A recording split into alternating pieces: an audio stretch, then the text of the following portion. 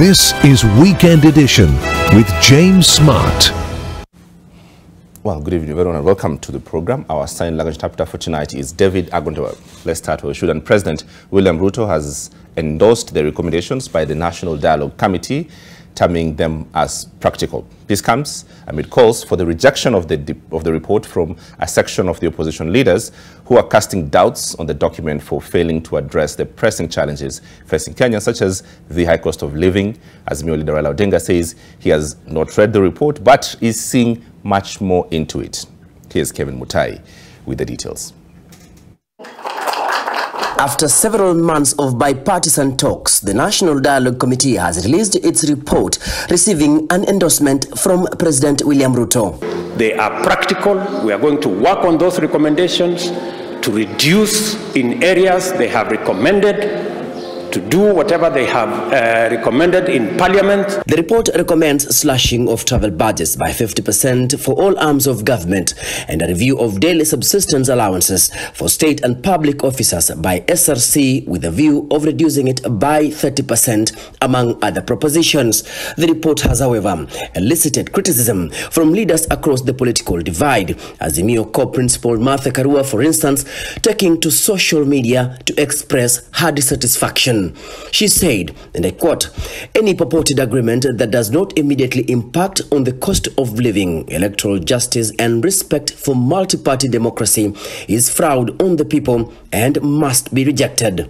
Saboti MP Caleb Messi also slammed NADCO, saying, and I quote, "As much as we demanded the cost of living to feature highly in the report, we never envisaged an haphazardly organized phrase to satisfy our appetite. Kenyans are officially on their own.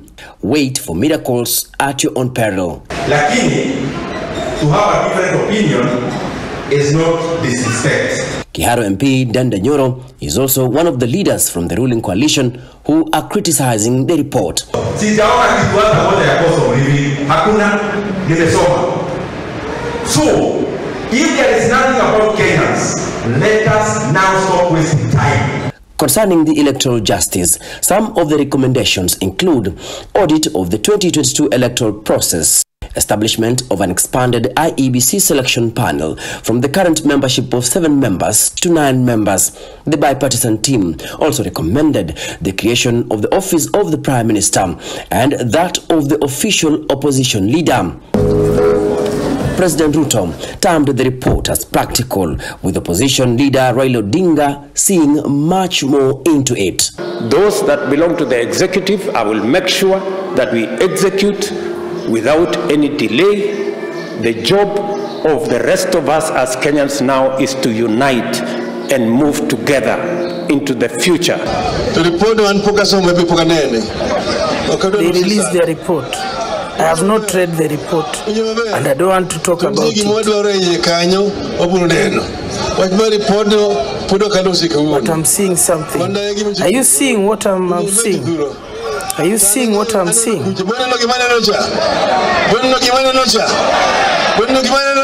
you seeing? We are entering.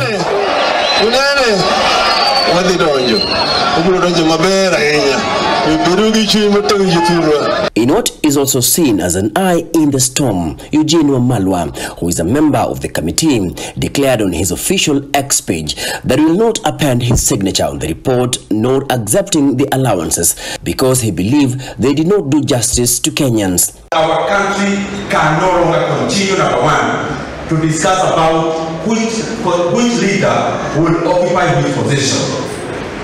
Maneno ya PA ati hii kiti ama ile, I believe it is the wrong timing to discuss about those things. Most of the things, for them to be actualized, will need a referendum. Kenyans cannot afford another time of contest.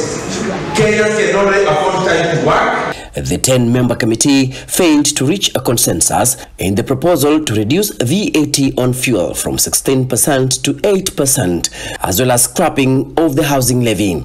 This now begs the question, will the report see the light of day? Kevin Mutai, NTV. Well, now to the floods update.